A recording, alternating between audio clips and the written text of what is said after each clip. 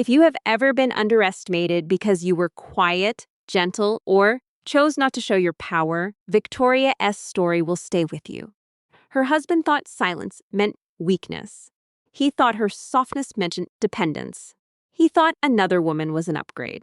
But the moment he tried to discard her, he awakened something far more dangerous than anger. A woman who finally remembered exactly who she was and how powerful she had always been. Serving divorce papers to your pregnant wife is a terrible idea. For James Morrison, it was the mistake that would ruin him. He thought he was upgrading from his quiet wife, Victoria, to a glamorous young actress. He saw it as a simple trade, but James had no idea what he had unleashed. His quiet wife was not who he thought she was. She was hiding a secret so large it made his $40 million fortune look like spare change. Victoria Sterling Morrison was not some nobody. She was the lost heir to an $8.7 billion steel empire. Those papers did not end a marriage. They woke up a giant. This is the story of a husband who cheated on the wrong woman. It is about secret fortunes, corporate battles, and the most satisfying revenge you can imagine. James Morrison is about to learn that some women do not get mad, they get even, and they rewrite all the rules. So buckle up for the most expensive divorce in history. The coffee cup slipped through Victoria's fingers, shattering on the tile. The noise was like a gunshot in their silent Beverly Hills home. Dark coffee spread across the white marble. "Divorce papers," she whispered to herself. James Morrison simply stood there, fixing his expensive silk tie.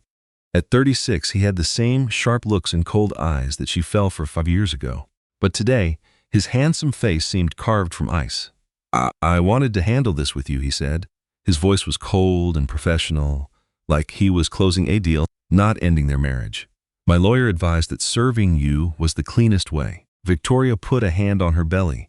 She was 8 months pregnant, feeling small in her simple nightgown. He stood there in a designer suit, ready for a corporate takeover. "Your lawyer," she said softly. "Not our lawyer," he replied. "It is obvious we need separate lawyers now." James stepped around the broken cup, careful not to get his polished shoes dirty. "I have a settlement offer for you. You will be treated very generously, of course." His tone was casual, but his words hit her like a punch. After 5 years, he was ending it all like a business transaction. "When?" she asked. "When did you decide this was over?" she asked again. James walked to the kitchen counter and poured himself a glass of juice. "Let us be real, Victoria," he said. "This marriage has been over for months. We just want different things. You want a cozy life in the suburbs. I need a partner who understands my world and my ambition." "Someone like Amber DeLoqua," she asked. The name felt like a poison in the air. His jaw tightened just a little. "I have no idea what you mean," he lied. "The hotel receipts in your coat, the charges on our credit card, the nights at the office for 3 months. Victoria's voice was steady, even as her world fell apart. "I am pregnant, James. I am not an idiot." For a brief moment, he actually looked ashamed. "Amber gets my career," he admitted. "She understands the parties and the public life. You always hated that." His words were designed to hurt her. "You wanted me to be a normal husband, content with a simple life. That is just not me. That is not who I am, and it never will be," he said. Victoria stared at the man she used to love. She searched for the guy who held her during thunderstorms and made her soup when she was sick. That man was gone, replaced by this cold, ambitious stranger. "What about our baby?" she asked. "We will figure out custody, a 50-50 split to start." He talked about their child like another asset to be divided. "My lawyer says it is all standard procedure." A cold, hard truth settled over Victoria. This one moment changed his entire future in ways he could not possibly comprehend. She recalled a phone number she had memorized but had not used for 7 years. "What do you mean by my condition?" she asked. "Are you talking about the pregnancy?" "I am talking about your emotional state," he said. "Your mood swings, your paranoia about Amber, you shutting out our friends." "You mean your friends," she corrected him. "The ones who knew you were cheating and said nothing." James finished his juice and put the glass in the sink. "I have a meeting in 30 minutes. My lawyer will be in touch. I will be at a hotel for a bit to give you space." He started to leave, then he stopped. Without turning around, he said, "I did love you, you know, but sometimes love is not enough. I need a wife who helps my career, not one who runs away from it." After he left, Victoria stood alone in the kitchen that once felt so full of promise. The morning sun felt cruel, showing all the cracks in their perfect life. She walked to their bedroom, each step feeling like it weighed 1,000 pounds. On his nightstand she found it, a piece of black lace lingerie that did not belong to her. It had the faint scent of another woman's perfume. Tucked inside was a little handwritten note. "Thanks for a great weekend. Can't wait for our trip to Cabo." A short, bitter laugh escaped her. While she was planning a nursery, he was planning a vacation with his 25-year-old mistress. With completely steady hands, she pulled out her phone. She dialed in her memory for 7 long years. It rang only twice. Sterling Steel Industries, office of Margaret Sterling. "Patricia, it is Victoria," she said quietly. "I need to speak with my grandmother." "Oh, Miss Victoria, it has been such a long time." "Of course, one moment, please." The silence on the line felt heavy, filled with all the years she had been away. Then the strong, confident voice of Margaret Sterling came on, and Victoria felt her own strength return. "Victoria Catherine Sterling," her grandmother said. Hearing her full name made Victoria stand up a little straighter. "It has been 7 years." "I know, grandmother. It has. You are calling me now, which means something is very wrong." Victoria closed her eyes and felt the baby kick. "It is time, Margaret," she said. "James Morrison has no idea he just picked a fight with the wrong family." A long pause followed, full of power and meaning. "I will be on the next flight to Los Angeles," Margaret finally said. "And Victoria, welcome home, dear." In a different part of the city, Amber Delqua was celebrating in her apartment. The morning light made her blonde hair glow as she danced around her living room. At 25, she knew that in life and love, timing is everything. And today, her timing was perfect. James had texted her just a few minutes ago. It said, "It is done. Victoria knows. We can finally be together for real." She immediately dialed her agent. "Richard, it is Amber. I have some news that changes everything. James Morrison is getting a divorce." Her agent was ecstatic. "Amber, the timing is perfect. I was just on the phone with Netflix about a new series. If you are with Morrison, the publicity will be huge. This could make you a major star." Amber smiled at her reflection in the mirror. "We are not just going to be dating, Richard. We are getting married as soon as the divorce is final." Her agent was speechless for a moment. "Amber, do you know what he is worth? He owns property and businesses in 3 states. You could fund your own movies." The thought made her dizzy. She had come from nothing, fighting for every single role. This was her big break. To her, James Morrison was the grand prize in a game she had played beautifully. She thought, "I know exactly what he is worth, and I know my own value. I have beauty, youth, connections, and an ambition just as big as his." When her doorbell rang, she almost danced to the door. James was there with a Louis Vuitton bag and the proud smile of a man who just won a major victory. "Hello, gorgeous," he said, pulling her into a hug. "Ready to be seen with a man who is almost single?" "It feels like destiny," Amber said, and she truly believed it. Inside the bag was a diamond bracelet that cost more than a luxury sedan. The stones glittered like tiny stars as she clipped it on her wrist. "James, this is beautiful, but you are the only gift I really want." He sat on her sofa and said, "I want the whole world to know you are mine. No more secret trips. No more hiding. I am taking you to every big event, introducing you to my business partners, and showing you off the way you deserve." Amber snuggled up to him, resting her head on his shoulder. "What about Victoria? How did she react?" "Better than I thought she would. Surprisingly calm. I guess she knew this was coming." James gently stroked Amber's arm. "She will be fine. Victoria is always good at moving on." "And the baby?" A strange, unreadable look crossed his face for a second. "We will figure out the custody. The usual arrangement. Weekends, holidays, and summer vacation later on. That is just the way these things happen." Amber agreed, but secretly she questioned if anything with a baby could be normal. She pushed the idea away. Victoria had decided to be a wife who stayed home. Amber had decided to be part of a Los Angeles power couple. "I want us to handle this perfectly," she said, picking her words with care. "I do not want the public to think I am a woman who broke up a marriage. We should likely wait before announcing this." James gave her a serious look. "Amber, I have waited 36 years for a woman who truly understands me. I am done waiting. Life is not long enough, and you have to grab your chances." His stern tone made her feel a little bit uneasy, though she could not figure out why. "You are right, of course. I just want to manage the situation the right way. Trust me on this. I grew a $40 million company from scratch. I can manage it." This $40 million. That amount still left her in awe. In her previous life, that an unreachable sum, the kind of money you only heard about in movies. But James said it as if it were a normal reward for his hard work. "So, tell me more about the money side of things," she said, getting comfortable next to him. "Do you think Victoria will demand half?" "She can certainly ask for it," James said with a confident grin. "But I have a rock-solid prenuptial agreement from the very best lawyers. I remember Victoria signed it without one question. She was just happy to be marrying me."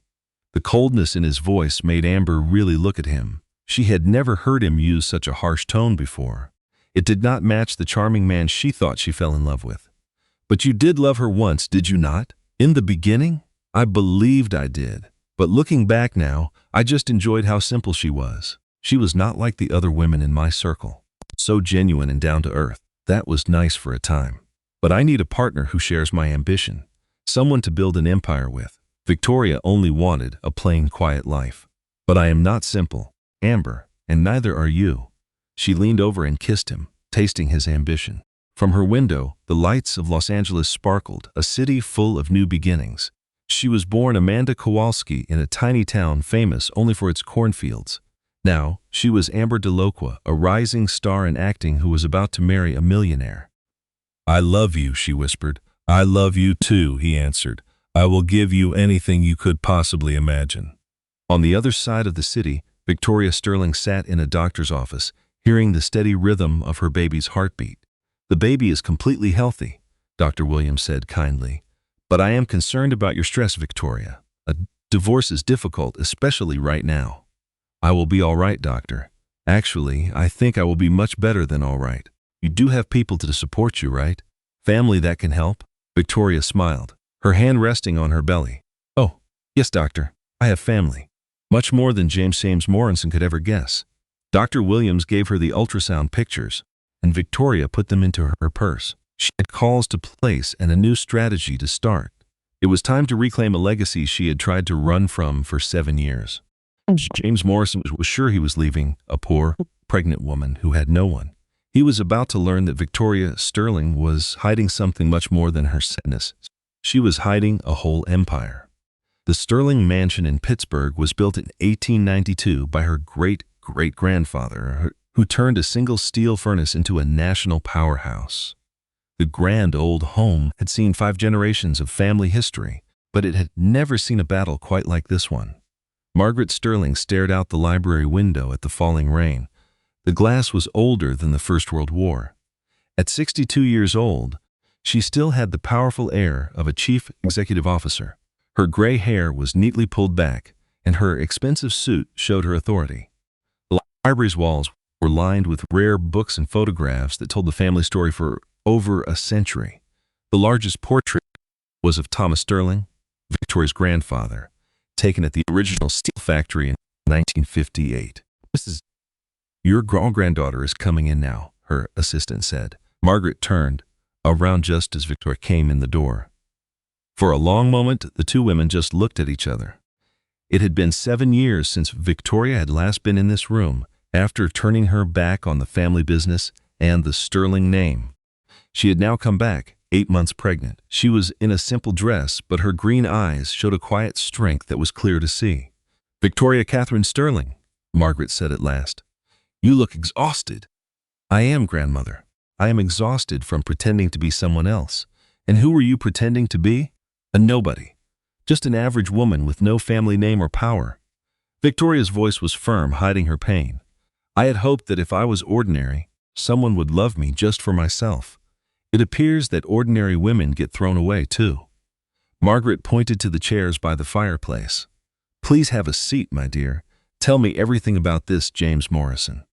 Victoria sat down in her grandfather's old chair, the very one where he had taught her about business when she was only 8. "He is exactly who you would expect.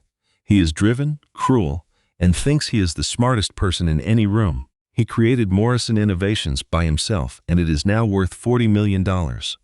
40 million, Margaret said again, as if the amount was tiny. How quaint. He served me with divorce papers this morning while I am pregnant with his child, I see. And you are not surprised by this? Victoria's old anger started to bubble up. Yes, I am. I know you never liked our marriage, but I thought James loved me. I thought we were building a life, not that I was just another one of his things. Margaret poured 2 glasses of water with slow, careful movements. Victoria, 7 years ago you described the Sterling name as a prison. You wanted to escape our family's power. I was 22 and had a lot of foolish ideas. You were 22 and naive, Margaret corrected her gently. She handed Victoria a glass. You can never run from who you are. The Sterling name is about more than just wealth, Victoria. It represents power and great responsibility. In this world, men like James Morrison are predators. People like us must also be predators, or we become the ones they hunt. Victoria sipped her water. So, what am I supposed to do? Use our money to ruin him? I am suggesting you recall who you are, Margaret said, reaching for a leather folder. Do you have any clue what sterling steel makes in a single year? I have been gone for 7 years, grandmother. I honestly do not know. $8.7 billion. We manage 30% of the steel production in America. We have businesses in 12 states, and we employ over 40,000 people. Margaret placed a folder on the table, showing her the company's financial reports. We also hold major shares in 3 large financial companies, 2 shipping businesses, and a fantastic collection of properties across the nation. Victoria could only stare at the figures, trying to grasp the incredible size of it all. The business she ran away from had been a local company, not this national force. These numbers described a world she did not recognize. How? Your grandfather may have founded this company, but I have spent the last 20 years expanding it. While you were playing the part of a wife in California, I was constructing an empire. Margaret's smile was as sharp as a blade. Did you really think I would allow his life's work to just fade away? But why did you not tell me? Why did no one say how big the company had grown? Because you made it very clear you wanted to be by yourself. You changed your phone number, you returned our mail unopened, and you did not answer my calls. Margaret's voice became a bit softer. I honored your wishes, Victoria, but I never gave up hope that you would come back home. Victoria felt tears welling in her eyes and quickly blinked them away. I was so mad at you, at grandfather's life plan for me, at the role I was meant to fill. And now, Victoria glanced down at her stomach, where her baby kicked as if it wanted to join their talk. Now I have someone else to look after. Someone who will never have to watch their mother be tossed aside like she is worthless. Margaret moved closer, her gaze fixed on Victoria. Victoria, there is something I need to tell you. It is news that might make you see your husband's divorce papers differently. What are you talking about? For the past 2 years, Sterling Steel has been purchasing shares in Morrison Innovations. We have done it very discreetly through shell companies. Nothing can be traced to our family. Victoria felt a sudden chill run through her. How much? 41%. Let me be perfectly clear. We are the majority owners of your husband's company. A heavy silence filled the room. Victoria stared at her grandmother as a cold realization washed over her. You knew about James, his affair, the divorce, everything. I knew James Morrison was the kind of man who would eventually show his true colors. I have been preparing for this day for 2 years. This is the moment, Victoria, when you would need the Sterling name to protect you and your child. But how did you find out about Amber and the divorce papers? Margaret smiled like a chess champion making her final move. My dear, you did not think I would let my only granddaughter marry a man without looking into him, did you? I have had people watching James Morrison since the day you got engaged. Victoria felt like the floor had dropped out from under her. Her whole life was twisting into something new and frightening. You have been watching us for 5 years. I have been protecting you. There is a huge difference. Margaret collected the documents and placed them back in the folder. James Morrison believes he is divorcing a poor, helpless woman. He has no idea he just started a war with a family that has been winning for generations. What do you want me to do? I want you to come home, Victoria. For good. I want you to accept your position as my heir and the next leader of Sterling Steel. Margaret's voice was firm but also kind. and I want you to show James Morrison what happens when someone mistreats a sterling woman." Victoria stood up slowly, her hand resting on her lower back. Through the library windows, she saw the lights of Pittsburgh start to glitter in the evening sky. This city's fortunes were built on the very steel that raised the nation's great cities.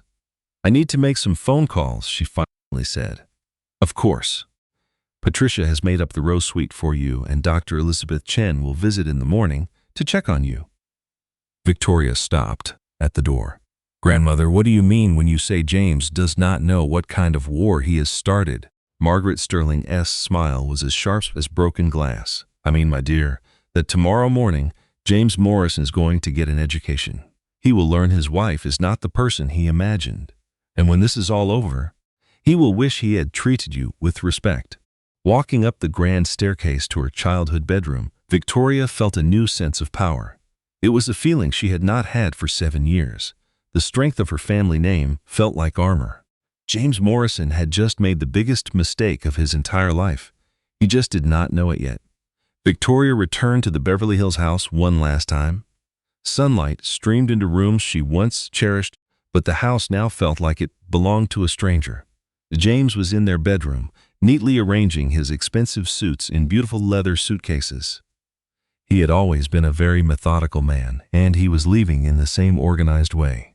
"You are back earlier than I expected," he said, not looking up from his packing. "I thought you would want to be gone for this. I just need to grab a few of my things." Victoria walked to her dresser and began collecting items for her trip to Pittsburgh. "How long do you think you will be this afternoon?" "I am only taking my clothes and some personal things.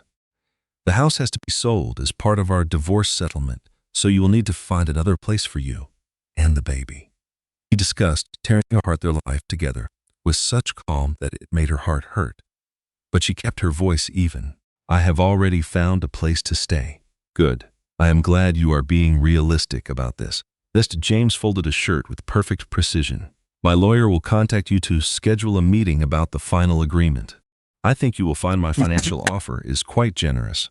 "What makes it generous?" "Considering you came into this marriage with nothing." He said it not to be cruel, but as a simple fact. "I am the one who built all of this, Victoria. This home, the cars, this way of life. You were just enjoying the ride."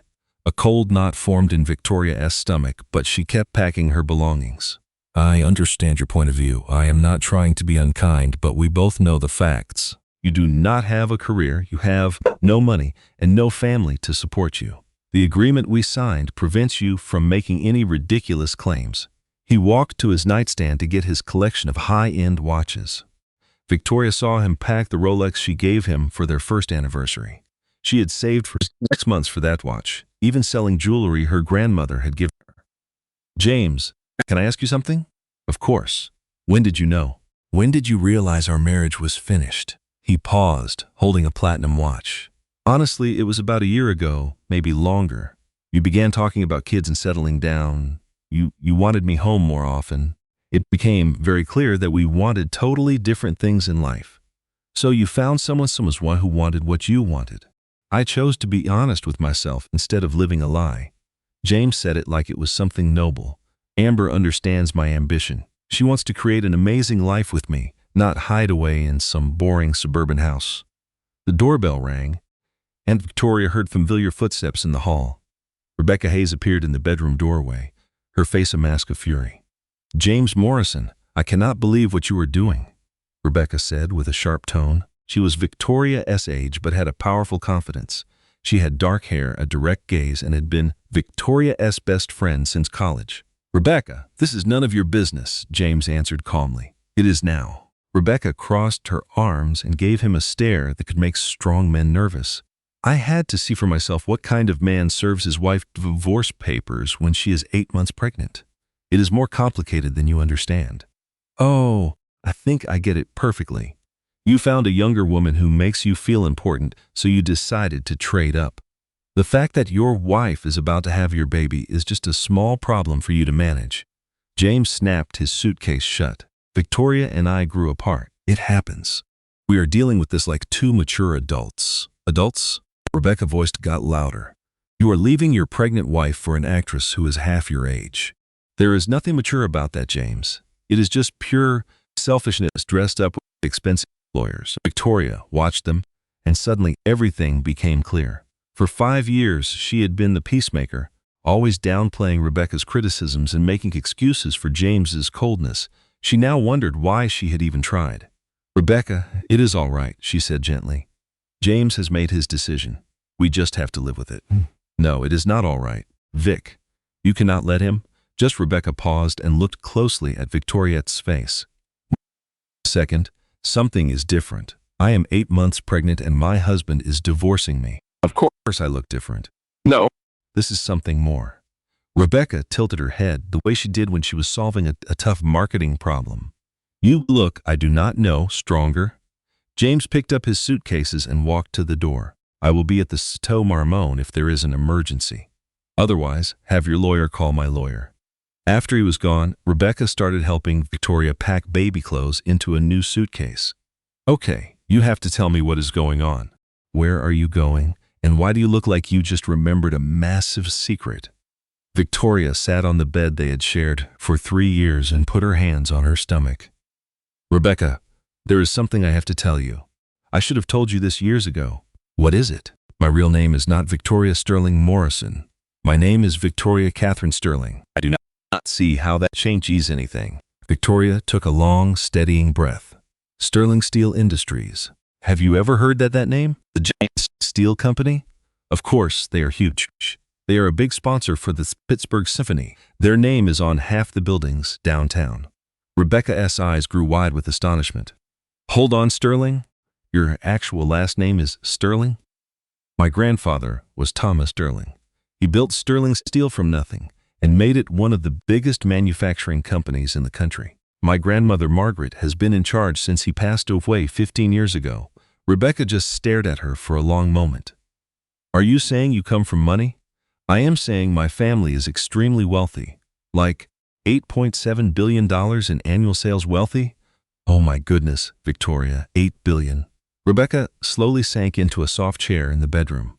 "In 10 years of friendship, you never once mentioned your family runs a Fortune 500 company. I left all of that behind when I was 22. I wanted to build my own life and find a husband who loved me for me, not for my family's fortune. So James has no idea about any of this. I never gave him the details. I told him my family was in business, that we were not close, and that I did not enjoy talking about them. He never pushed for any more information." Rebecca was silent for a minute, trying to take in everything she had just learned. At last, she looked up, her expression unreadable. "He does not have a clue, does he? James has no idea who he is really divorcing. He doesn't have the slightest clue." "Wow, Vic, just wow." Rebecca began to laugh, a sound that was a mix of shock and pure joy. "He thinks he is getting rid of a helpless, dependent wife, but he is about to go up against an industrial powerhouse." For the first time in days, a genuine smile reached Victoria's face. "So, what is your next move?" "I am going home to Pittsburgh. I will have my baby there with family who will love us both, and I plan to teach James Morrison a powerful lesson about underestimating a sterling woman." Rebecca shot up from her seat. "I am going with you. Rebecca, you cannot just leave everything." "The hell I cannot. You are about to declare corporate war on your arrogant ex, and you think I would miss that? I have waited 10 years for someone to give James Morrison what he deserves." Tears welled in Victoria's eyes. These were different from the morning's tears of sorrow. These were tears of gratitude, of relief, carrying a feeling very much like hope. "He thought he was married to a nobody," she said softly, recalling her grandmother's words. "But he is about to divorce a sterling." As they packed, Victoria saw her reflection in a mirror. Rebecca had been right. Her face had changed. The fear and uncertainty she wore for 7 years had vanished. In its place was a newfound strength and resolve. James Morrison believed he had solved a problem. In truth, he had just awakened a giant. The Sterling Steel Industries headquarters was a massive presence in downtown Pittsburgh, covering 4 square blocks. It was a shining monument to American industry. The original 1920s structure had been expanded over the years, but Margaret Sterling had insisted they keep the original Art Deco lobby. It had soaring ceilings and murals that depicted the golden age of steel. Victoria stood in that lobby for the first time in 7 years, feeling the immense history of her family's legacy. Employees rushed by, and some of them stared, recognizing her from old company's pictures on the executive floors. "Miss Sterling?" A young woman in a tailored suit approached, looking slightly awestruck. "I am Jennifer Walsh, Mrs. Sterling's new executive assistant. She is expecting you in the boardroom." The elevator ride to the 50th floor felt like it took forever and no time at all. Victoria saw the woman in the polished steel doors and barely knew her. The timid girl who ran from Pittsburgh 7 years ago was gone. A powerful woman who commanded respect stood in her place. The main boardroom looked just as she remembered from her childhood. It had the same massive mahogany table, the same deep leather chairs, and the portraits of the Sterling men who had built this empire. But there were new things as well. Framed pictures showed Margaret receiving awards, cutting ribbons at new facilities, and closing deals worth hundreds of millions of dollars. Margaret Sterling was at the head of the table, her reading glasses perched on her nose while she studied a report. Beside her sat David Harrison, the family's lawyer. He was surrounded by enough legal documents to build or destroy a kingdom. "Victoria," Margaret said without looking up. "Your timing is perfect, David. It's just reviewing the finances at Morrison Innovations." For 20 years, David Harrison was the Sterlings' trusted attorney. He was a man of few words, but his gentle demeanor hid one of the sharpest legal minds in Pennsylvania. He had expertly navigated the family through acquisitions, lawsuits, and union conflicts with his trademark calm. "Victoria, I would normally congratulate you on your marriage," he said with a hint of irony, "but I think that might be too soon." "What did you find, David?" He slid a file open on the table. Innovations is a respectable company for one, James started himself, but it has significant weaknesses. 70% of its income relies on 3 huge contracts. All of those contracts are up for renewal in the next 18 months. The company's debt shows they grew much too quickly. The most revealing detail, however, is that James has been using company money to fund his very lavish lifestyle. A little seed of doubt grew in Victoria's mind. Is that against the law? Not always, if he recorded it correctly as salary or real business expense. But James has been very creative with his bookkeeping. His private jet flights with Miss Delacroix were written down as business trips. The jewelry he bought for her was labeled as client gifts, and the luxurious hotel suites were classified as temporary corporate housing. Margaret finally raised her eyes from her documents. "So, your husband used his company as a personal piggy bank. This makes our position much stronger. I do not see how." David leaned in. "Victoria, when you signed the prenuptial agreement, you were Victoria Sterling, a private individual with almost no assets. But Victoria Sterling, the future heir to the Sterling steel fortune, did not agree to those conditions. The entire contract is based on a false representation of who you are financially." The impact of his words landed on Victoria. "Are you saying the prenup is worthless?" "It is more than just that," Margaret said as she took off her glasses. "It means James entered into the marriage contract with fraudulent intentions. He believed he was marrying a woman with no wealth or powerful family. That document was created to shield his money from a gold digger. Instead, he married into a family that could buy his entire business with their change." Victoria collapsed into a leather chair, her thoughts spinning. "But I was the one who hid my family from him. Does that not make me just as guilty? From a legal standpoint?" "No," David answered. "You have no duty to reveal your family's fortune before marriage unless he specifically asked. James did not do his research on your background. That is his mistake, not yours." "Also," Margaret added with a sharp smile, "we found some interesting facts about his time with Miss Delacroix. It seems their affair started shortly after your first anniversary, not 3 months ago, like he told you." Victoria felt a deep, sharp pain in her chest. "How could you know that? We have hotel bills, credit card records, and copies of their text messages." James was extremely sloppy in covering his trail. Margaret's smile was as keen as a knife. "I think the correct legal term is adultery, made worse by the wasteful spending of marital money." David nodded. "In California, that heavily influences a divorce settlement. James used your shared funds to pay for his affair. That gives you the right to demand repayment, along with extra damages." Victoria looked at the portraits of her ancestors on the wall. They had created an empire from scratch, survived The Great Depression, 2 world wars, and endless corporate fights. She recalled how cruel James had been this morning. He thought she was weak and had nowhere to turn. What about Morrison Innovations? You mentioned we own 41%. Yes, we bought it using different shell corporations and investment funds. James has no idea that the biggest shareholder in his company is the grandmother of the wife he just kicked out. Margaret stacked her papers neatly. That brings us to the next step, Victoria. What do you want to happen? I need to make sure my child is taken care of. James must learn that his actions have consequences, and he must understand who he pushed aside. Some might see it as revenge. I see it as justice, Victoria replied. Margaret walked to the large windows that overlooked Pittsburgh and the rivers that powered its growth. Victoria, we have a few options. We could leak his questionable accounting and force his company into bankruptcy. Or we could use our shares to vote him out and put our own people in charge. We could also tie him up in court for years until he has nothing. Or we can give him an easy way out. We can buy his shares at a fair price and let him leave with his dignity. He would have enough money to start a new life somewhere else. Margaret turned to her granddaughter. The decision is yours, Victoria. But know that this choice will also impact your child. James was a terrible husband, but he is still the father of your baby. Just then, Victoria felt the baby kick as if it heard its father's name. She remembered the simple life she wanted so badly.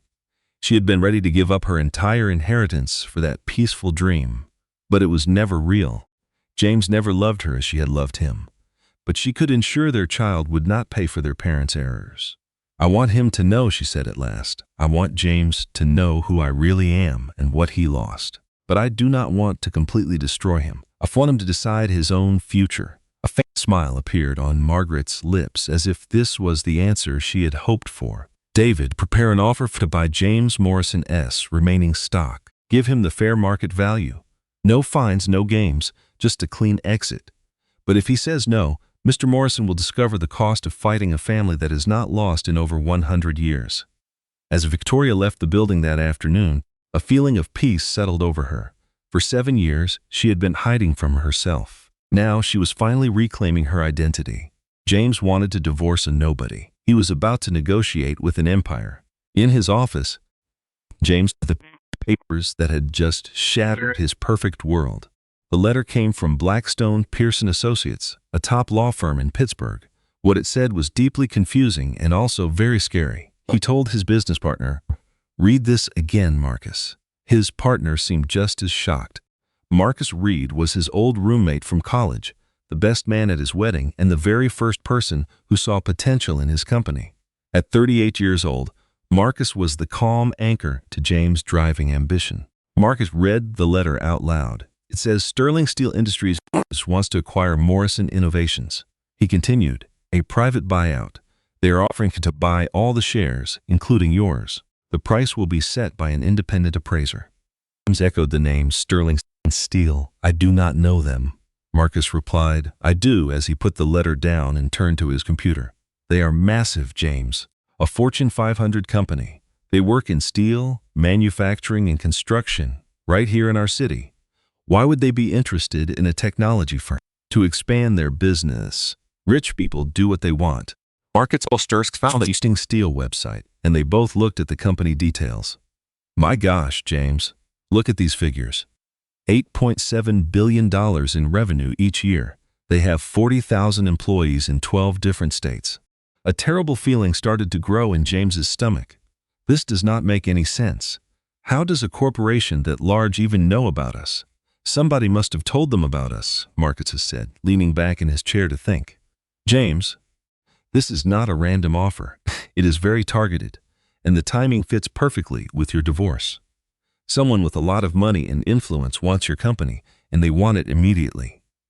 The idea struck James like a physical blow. Do you think Victoria is responsible for this? I think her family name says a lot. You should probably search for Victoria Sterling before you decide what your wife is capable of doing. James went to his own computer and typed her name into the search engine. His hands started to tremble when the first result popped up. The headline was, Sterling Steel Heiress comes back to Pittsburgh after 7 years away. The story had a picture of Victoria at a formal event, looking beautiful in a black dress. She was next to an older woman named Margaret Sterling, the CEO of Sterling Steel Industries. Victoria appeared confident and calm, nothing like the scared, pregnant woman he had forced out of their home just 2 days before. He whispered, "She is the heir to Sterling Steel." Marcus looked over his shoulder at the screen. "Oh, James. Wow. You married the granddaughter of Thomas Sterling. He built one of the largest industrial empires in this country, and you left her when she was 8 months pregnant?" James continued to scroll through stories about her family's power and charity work. Every search result revealed a level of wealth and power he could not comprehend. How could I have been so foolish? Because she never told you anything. Think about it, James. What do you really know about her past or her family? This as James thought back to when they first met. Victoria was always as unclear about her family, claiming they did not get along before quickly changing the subject. He had thought it was just normal family arguments over things like jobs or personal choices. He said with a weak voice, "She told me her family owned a business and they had a falling out, so she wanted to be independent." Independent, you say? This is a billionaire who decided to work in a museum for $42 a year. Marcus sounded truly astonished. "James, she was running from her wealth, and you never even asked why." Just then, James's phone rang. It was his lawyer. "Mitchell, please tell me you have some good news." "James, we must meet now. Come to my office, and you must bring all of your company's financial records with you." "What is happening?" "The issue is that your wife hired David Harrison to represent her in the divorce." "Who is he?" "He is the most expensive divorce lawyer in the entire state. Big corporations hire him when they are facing disaster, James. His initial fee is more than what most people make in a whole year." After the call ended, James just looked at the computer view screen with an empty expression. He was trying to grasp the huge mistake he had made. He believed his wife was weak and had no money. Instead, he had started her at a battle with an industrial giant. Marcus finally broke the silence. "So what will you do?" "I am not sure. I am going to call Victoria. Perhaps I can convince her that this was all just a big misunderstanding." Marcus looked at him with a great deal of pity. "James, you filed for divorce from your 8 months pregnant wife to be with a 25-year-old actress. I do not think there is much to misunderstand." An assistant knocked and rushed into the room, her face red with excitement. "Mr. Morrison, Channel 7 News is here. They want to ask us about your wife." "About my wife?" "Yes, about Victoria Sterling. She just announced she is returning to her family's company. The news is calling her the long-lost heiress. I want to know about your marriage, the divorce, and if you plan to work for Sterling Steel now." The room felt like it was spinning around James. "Tell them I have nothing to say. We are not giving any interviews." After the assistant left, Marcus simply shook his head.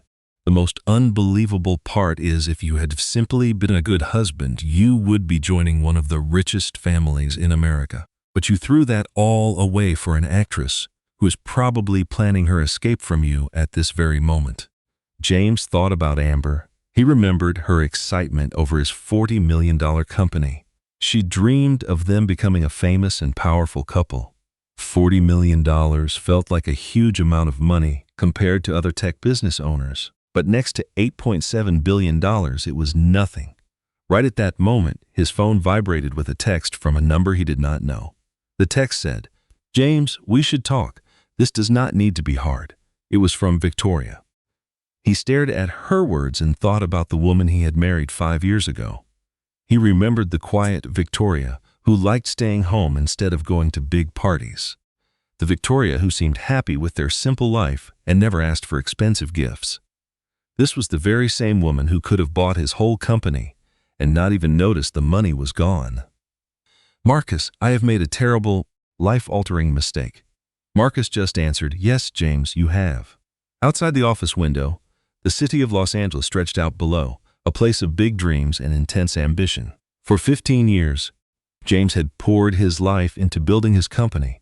He gave up friendships and his own happiness to reach his goal.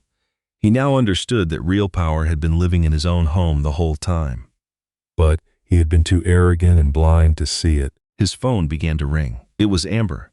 "James, my darling, I just saw you on the news." Her voice sounded unusually high. Is it true? Is Victoria actually a billionaire?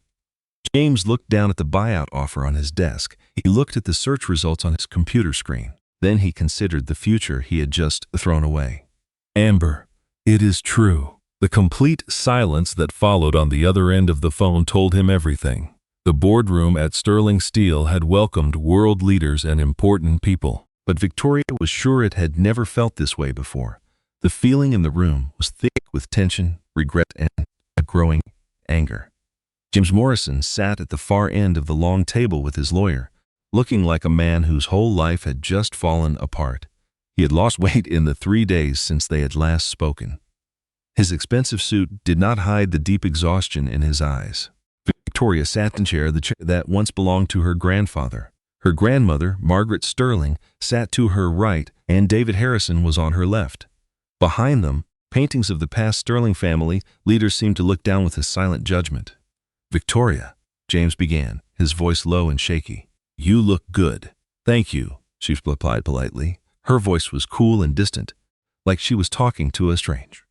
I assume you have received our offer to buy your company. Yes, James answered, his eyes nervously scanning the grand room. Yes, I did.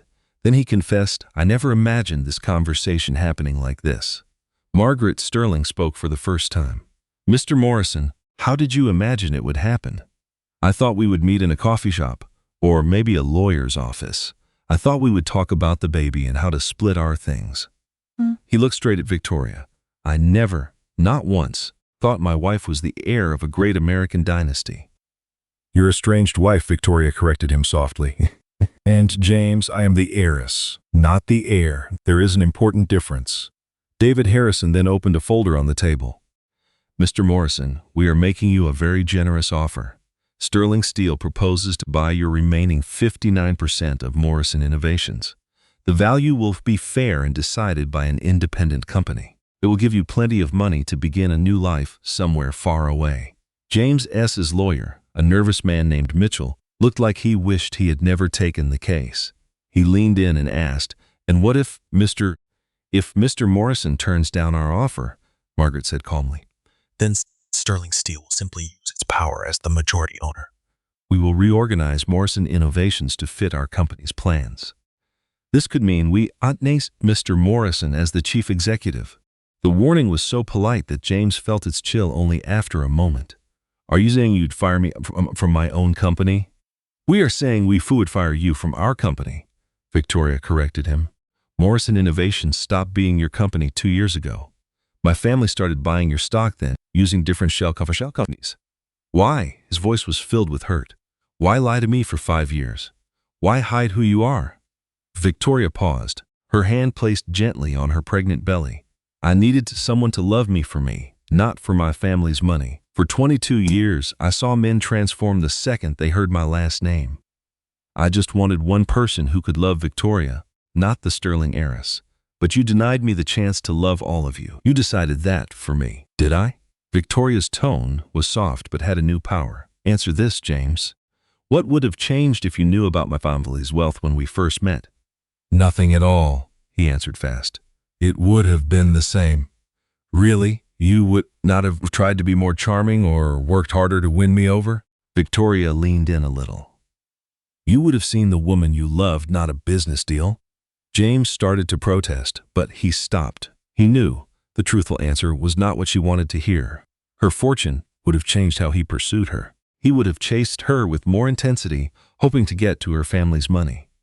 You see, Margaret said, sounding pleased. My granddaughter understands people better than you thought. But you lied to me for 5 years. I never lie, Victoria replied. I told you my family had a business. I said we were not close. I said I did not want to talk about it. Everything I said to you was completely true. David Harrison set a stack of papers down on the table. Mr. Morrison, we found some problems with your company's finances. It appears company money paid for personal items, and you gave yourself some strange raises. You also used company property to support your personal lifestyle. James's face became very red. Those were all valid business costs. Were private flights with Miss Delocqua for business? Was buying jewelry for business? Were hotel rooms for your affairs also a business cost? David's voice was calm, but his words hit hard. I can explain every one of those. I am sure that you can, Margaret said. The real issue is if the government will believe you.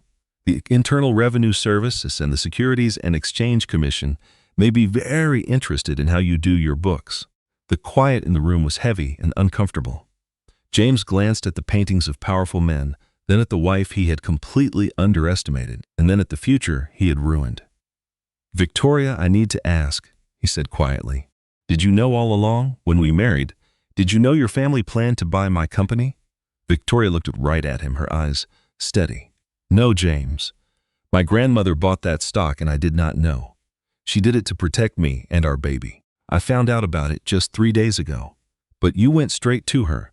As soon as I handed you divorce papers, you were on the phone.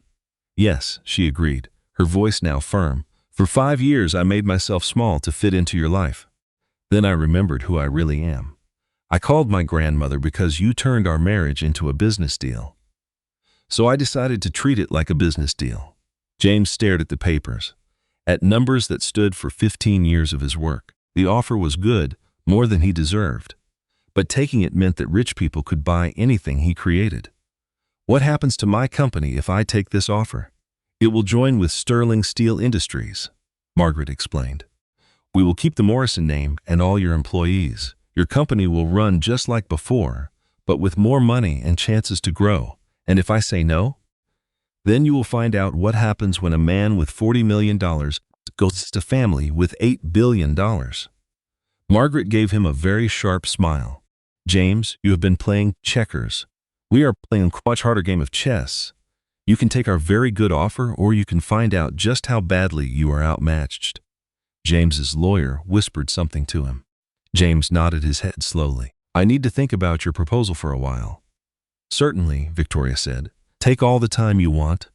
But James, what is it? Our baby is due in 3 weeks. I would rather have this finished by then. I need to concentrate on bigger things than fixing the awful situation you created. As James, his lawyer, stood up, Victoria felt surprisingly peaceful. For 5 years, she worked to be the wife James wanted. Now he saw the strong woman she was all along. Victoria, he called from the door. I do not know if this means anything, but I am truly sorry. I am sorry I did not see the real you, and I threw away something that might have been amazing. Victoria only nodded a little.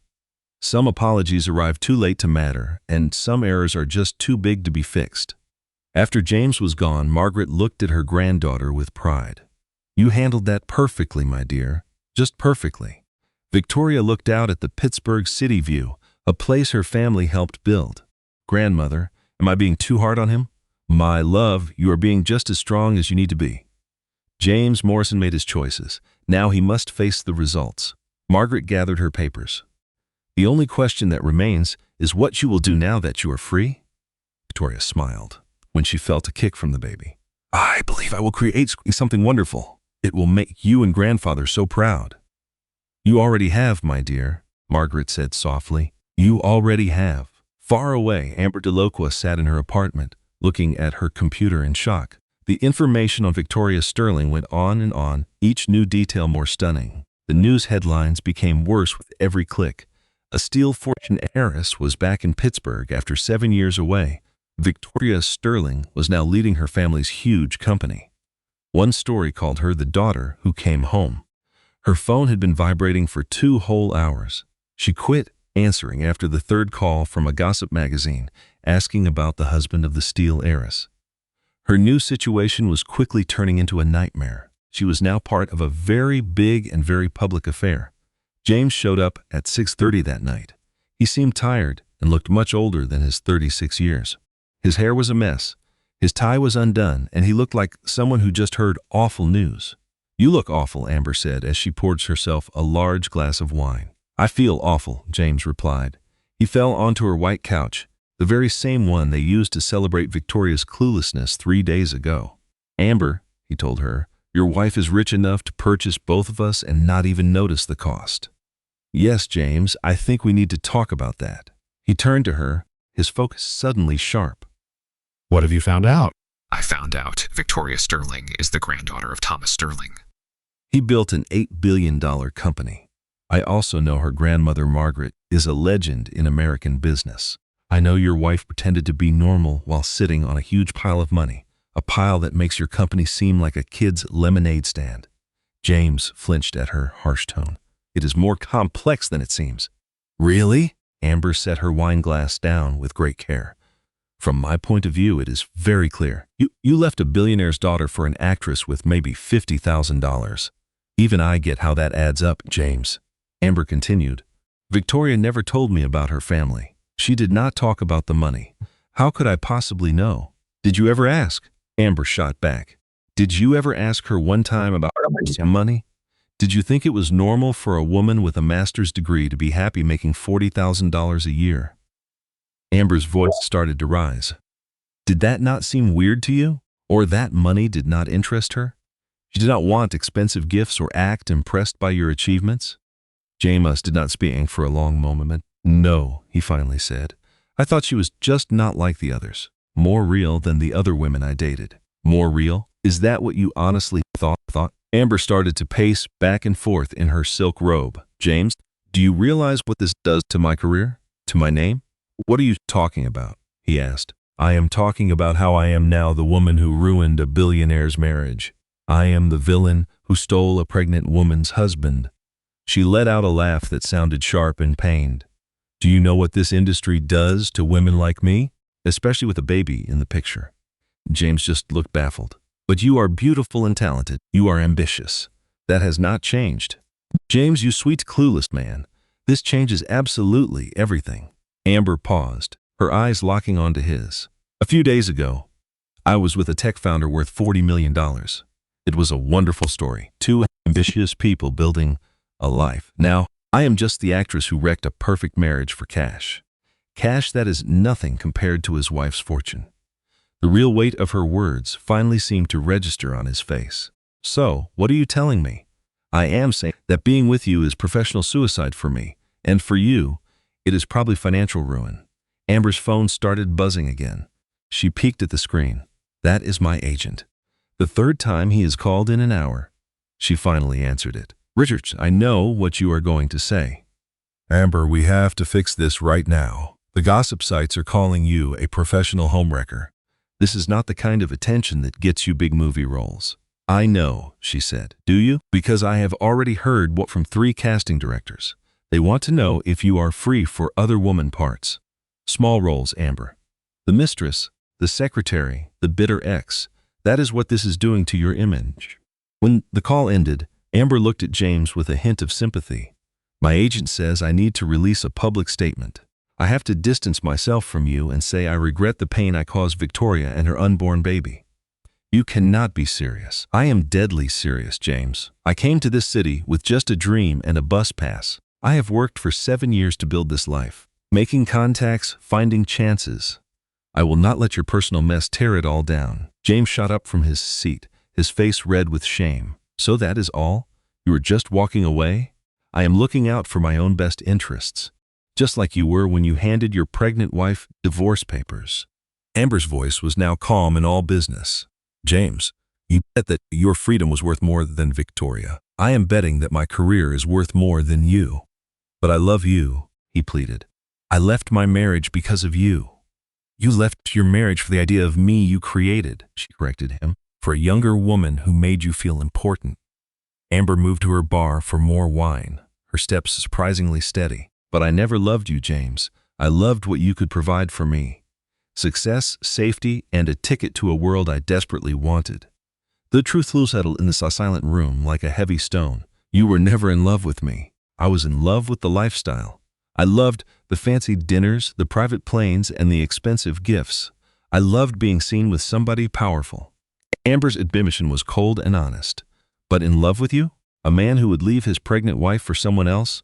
No, James, I was never in love with that person. James sank onto the couch, burying his face in his hands. So I have lost it all. My wife, my company, and now you. You have not lost the company just yet. Victoria's family made a very good offer to buy out your shares. How do you know that? He asked, looking up. Because I called Victoria this afternoon. James could equally air at her. You what? I called your wife.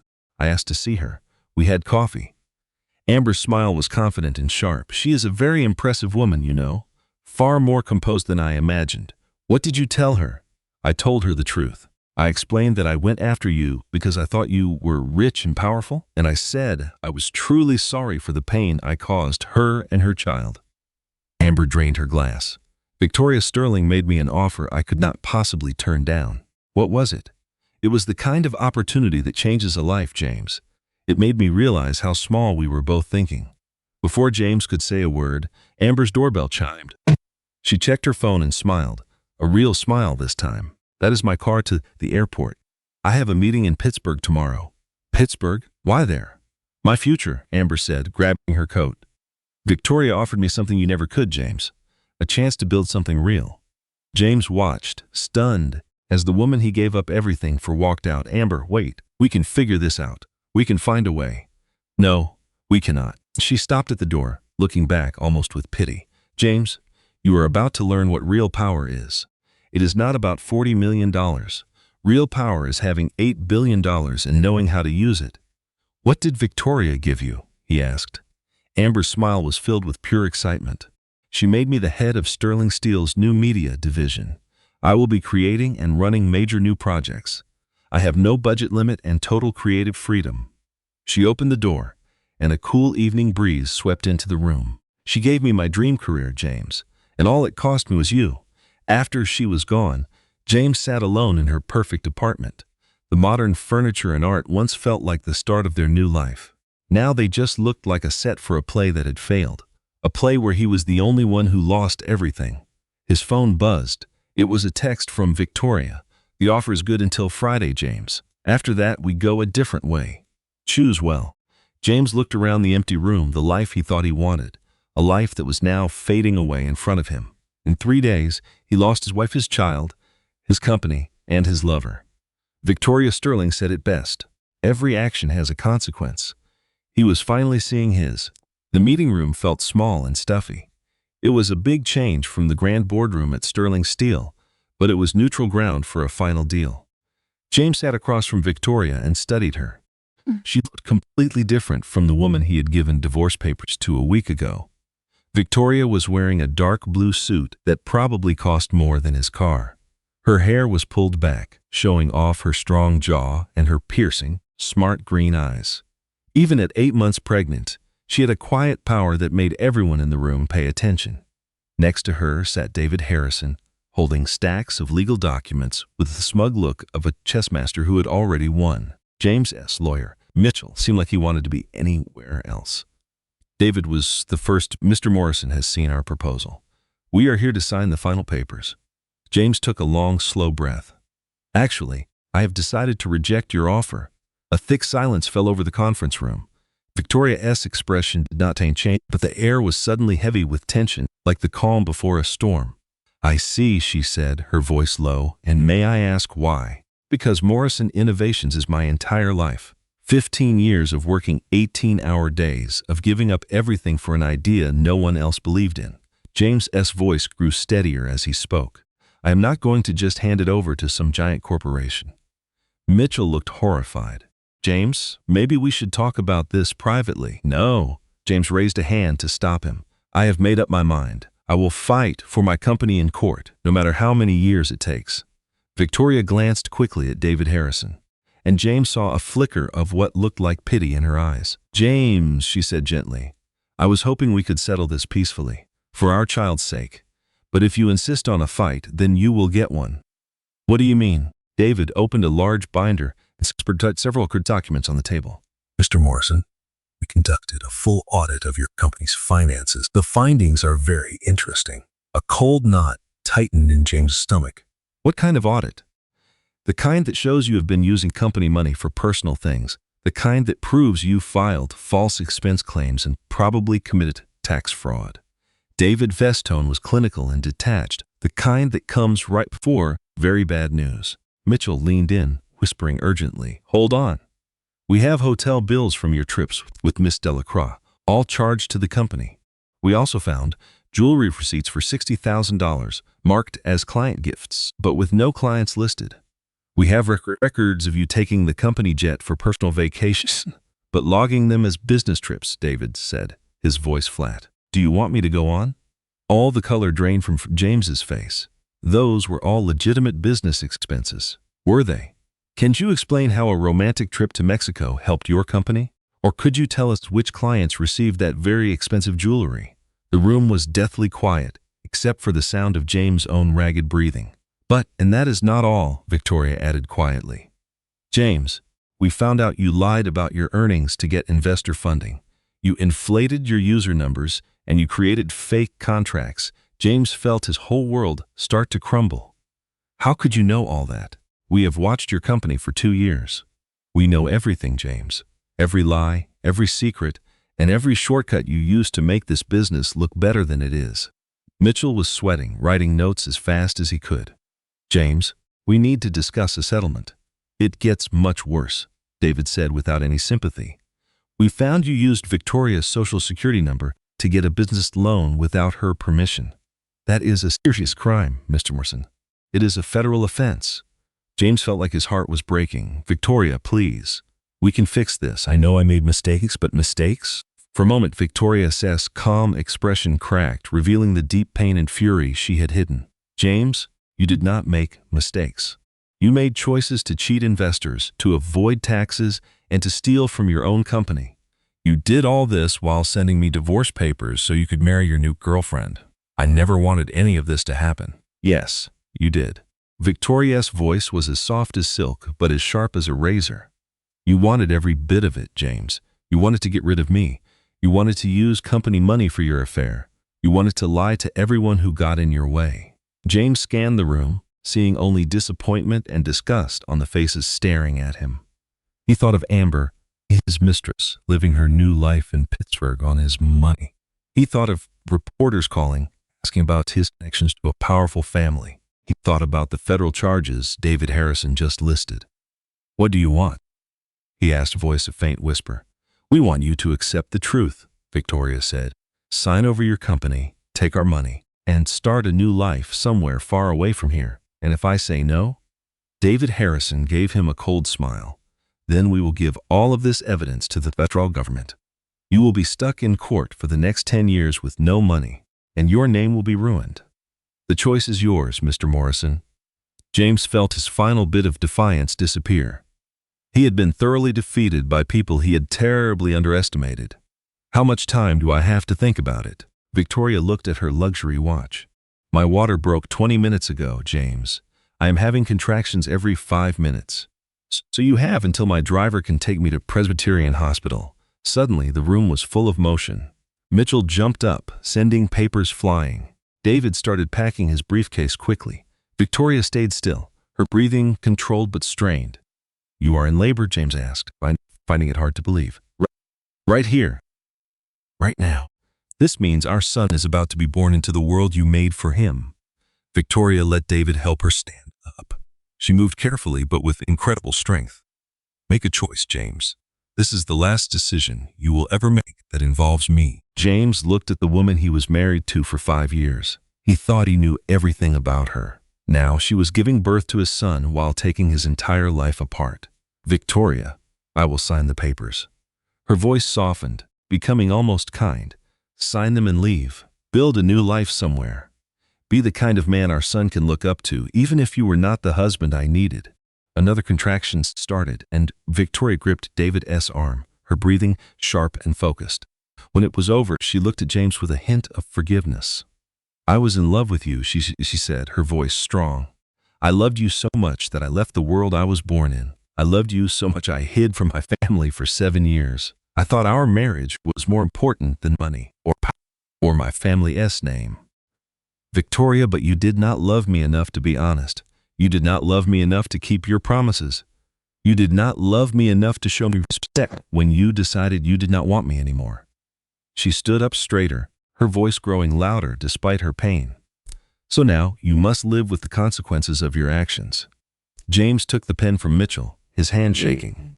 The documents lay on the table, representing 15 years of his work and every dream he ever had. If I sign this, what happens next? You leave this place a rich man, with a clean slate and a new beginning, David said. If you do not sign, you become a defendant in a criminal trial, broke and with a dark future. He thought about prison, about losing everything he had worked for. He imagined one day telling his son his father was in jail. He pictured Amber in Pittsburgh, who had probably already found someone else. With an unsteady hand, he signed the paper. Victoria's smile lit up her whole face. "Thank you, James. This is the smartest decision you have made in years. Can I see him, our son?" "Of course. You are his father. I want him to know you." But then Victoria's smile faded a little. "But James, he will know you as the son of Victoria Sterling, the heir to the Sterling Steel Company, not the son of the woman you thought I was." As David walked Victoria to the door, she stopped and looked back. "Oh, and James, when you finally tell this story, tell the entire truth. Tell them you left a billionaire because you decided she was not good enough for you." The door clicked shut, leaving James alone with the lawyer. He had just sold his life's work for a woman who did not love him, and lost the one who did, for 5 whole years. The sun was bright over the Los Angeles skyline, a city known for fresh starts. James Morrison came here 15 years ago with only an idea. He was leaving with a check for $38 million, knowing he had ruined the best thing in his life. He learned that some lessons cost a lot, and no amount of money can ever fix certain mistakes. Thomas James Sterling was born on a Thursday night at 11:47. He weighed 7 pounds, 3 ounces. He had his mother's green eyes and his father's determined chin. He entered the world with a loud cry that filled the hall, as if announcing his arrival from his very first breath. In the peaceful moments just before dawn, Victoria held her new son. She looked at his tiny, perfect fist and the knowing way he stared at her. Margaret Sterling sat close by, her usual firm expression softened by love for her first great-grandson. "He is so beautiful, Victoria," Margaret said quietly. "He is absolutely perfect." "He looks like grandfather," Victoria whispered, gently touching her son's cheek. "That same strong jaw and look of determination.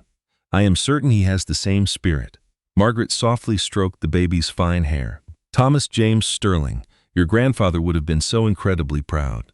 In a corner chair, Rebecca Hayes was sound asleep, having refused to leave. She had been by Victoria's side the whole time, holding her hand and giving her strength through the night. Even asleep, she had a smile of victory and justice. A quiet knock broke the silence. David Harrison came in with coffee, looking exhausted after a night of legal work.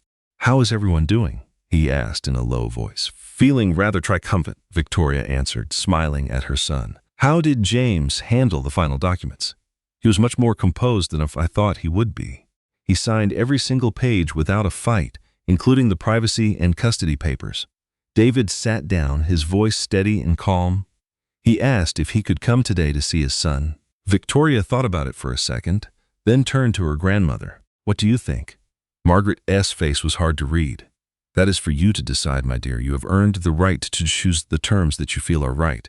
"Yes," Victoria finally said. "He can visit. He is still Thomas' father after all. But David, please be sure he understands the rules. He is visiting the son of Victoria Sterling, heir to Sterling Steel, not the son of the woman he believed he married." David nodded. "I will make that completely clear." Later that morning, Victoria gazed at the Pittsburgh skyline while feeding her son, feeling a deep sense of calm. The city her family had built was spread out before her, a symbol of 5 generations of sterling strength. James came at noon holding flowers. He looked like a man on his way to his own execution. He had lost weight, and his expensive suit could not conceal the weariness in his eyes. "Victoria," he said quietly from the doorway, "thank you for allowing me to come." "Of course. Come in and see your son." James walked slowly to the bed, as if he were scared to disturb the quiet scene. When Victoria put Thomas into his arms, James's control finally broke. "He is perfect," he whispered as tears ran down his cheeks. "He is absolutely perfect," Victoria whispered. "His is Tom Hayes James Sterling, for my grandfather and for you." James stared at her, completely stunned. "You included my name." "A part of it," she clarified. "No matter what happened, you are his father. He deserves to have that." For a long moment, James just held his son, memorizing every tiny detail of his face. When the baby opened his eyes, James let out a breath. "He has your eyes, and that stubborn chin of yours." Victoria's voice was gentle but firm. "James, Thomas will always know you. You will have fair visitation rights, a voice in his life, and every chance to be his dad." After everything I did? He asked in disbelief. Especially after everything you did. Our son will learn from our choices, James. The good and the bad. With reluctance, James handed Thomas back to his mother. I need to say something. What is it? I know I do not deserve for you to forgive me, James said, his voice a quiet rasp. I know I had something amazing and threw it away because I was too selfish to see it, he said. But I need you to know I am sorry. I am truly and deeply sorry for all the pain I caused you. Victoria looked at him, and this time, she saw that the regret in his eyes was real. I know you are, she replied softly. James, I do forgive you. But how can you, after I was so cruel, how can you be so gracious? Because if I hold on to that anger, it will only hurt our son. He deserves better from both of us. She drew Thomas a little nearer. And besides, you gave me something I never expected. What are you talking about? He asked. You gave me back my own life, she explained. My family, my home, my entire purpose. Her smile was filled with a new kind of wisdom. If you had not filed for the divorce, I might not have found the strength to become who I was meant to be. James was silent for a second. So what is the plan now? I am going to raise our son, she said with confidence. I will learn how to run Sterling Steel from the best businesswoman I have ever known, and I am going to build an incredible future for him. Her gaze then shifted to the doorway, where David Harrison was standing. And as for me, I believe it is time to look at some new possibilities. James saw where she was looking and nodded. He is a good man. He has been in love with you for a very long time, has he not? David has been my friend and my protector for years. What comes next for us is something we will discover together. A nurse came in to check on them, which James understood as his cue to leave. He stopped at the door, turning back one last time. Victoria, when Thomas gets old enough to ask about us, what will you tell him? She thought for a second. I will tell him that his parents loved each other very much. But I will also tell him that sometimes love is not enough when two people want different things. I will say his father is a brilliant, ambitious man who built something incredible. And I will tell him his mother found the strength to do what was right for both of them. You will not tell him that I failed. Thomas will learn about actions and consequences by watching how we live from now on. Our actions will teach him much more than any story, James. After James left, David walked in, holding a small velvet box. Victoria, there is something I must ask you. David, the divorce was only final yesterday. Do you not think you are moving a little fast? I have wanted to ask you this for 15 years, he replied with a warm smile. Ever since you were 14 years old and debating business law with me at dinner. Victoria laughed, a sound that was light and free. I was a very serious child. You were an incredible child who grew into an extraordinary woman. David opened the box. Inside was a simple, elegant diamond ring. Victoria Catherine Sterling, will you marry me? Are you asking the heiress or the woman? I am asking the person I have loved since she was a teen, arguing with lawyers 3 times her age. I am asking the woman who was brave enough to walk away from her legacy and wise enough to return when it truly mattered. Victoria looked at her sleeping son, then at the man who had always stood by her family. Yes, David, I will marry you. As David slid the ring onto her finger, Victoria felt her life fall perfectly into place. After 7 long years, she was finally home. She had her son to love, a family company to lead, and a future to build with a man who loved her for who she was, not for her name. Months later, Victoria stood at the head of the Sterling Steel boardroom. She was outlining expansion plans to the senior executives. Thomas slept quietly in a bassinet beside her chair. His soft sounds made the serious business leaders break into warm smiles. Through the large windows, she could see the Pittsburgh skyline. It had changed, but it was still the city that built American industry. Soon, she would marry David in the same church where 5 generations of her family had been wed. She would teach her son about the privileges and the responsibilities that came with their name and their fortune. James started a new consulting firm in Seattle, using his own money for green technology projects. He visited Thomas every month, and he and Victoria managed to build a warm friendship. Amber S. Film Studio, financed by Sterling Steel, earned 3 Emmy nominations for its movie about women in the mills. It seemed everyone had finally found their proper place. That evening, as Victoria put Thomas to bed, as if she thought about the journey that brought them here, she started as a woman running from her destiny, hiding her identity to find a normal life. In the end, she embraced her true self, completely and without fear. And in doing so, she found a love that was extraordinary. Sweet dreams, my little boy, she whispered to her son. You will do great things one day. I can feel it. From the window, lights of Pittsburgh glittered like a field of stars. In the distance, the furnaces that built her family's fortune burned brightly, transforming metal into something strong and lasting. Victoria Sterling was finally home, and her life was just beginning. If you were moved by this story of justice, please tap the like button. Let me know in the comments what you think of Victoria's journey. Be sure to subscribe and ring the bell so you will not miss our next story. Please share this story with anyone who understands that you should never misjudge a quiet strength.